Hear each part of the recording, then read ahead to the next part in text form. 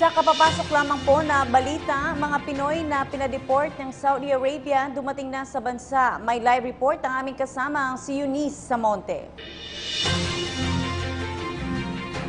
Princess, dumating na nga sa bansa ang 25 deportees mula sa Kingdom of Saudi Arabia at ang ilan nga sa kanila ay may baong mga masasalimuot na kwento kagaya na labang ng iba na namumulot na nga lang daw ng isda sa daan at mga namumulot ng sardinas para sila ay may maituwid sa kanilang pang-araw-araw na pamumuhay at marami nga rin sa kanila ay sasalubungin na kanilang kamag-anak sa kanilang pagdating dito at ang ilan sa kanila ay konti lang yung dala nila. No? At Princess, ngayon, nandito sila ngayon at maya-maya lamang ay sasalubungin sila ng OWA para sa mga karagdagang detalye at pagbigay sa kanila ng mga detalye nila sa mga passport at i-assist din sila ng Department of Labor and Employment.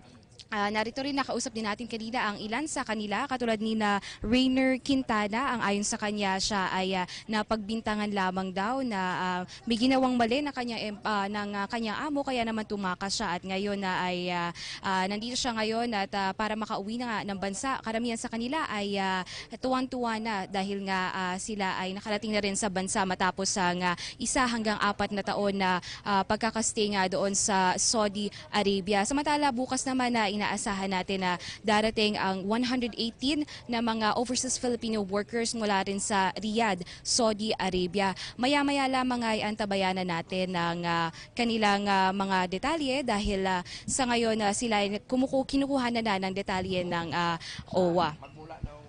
At yan muna ang pinakahuling balita mula dito sa NAIA Terminal 1. Maya-maya antabayanan natin dahil makakausap natin ang ilan sa kanila. Maraming salamat, Eunice Samonte.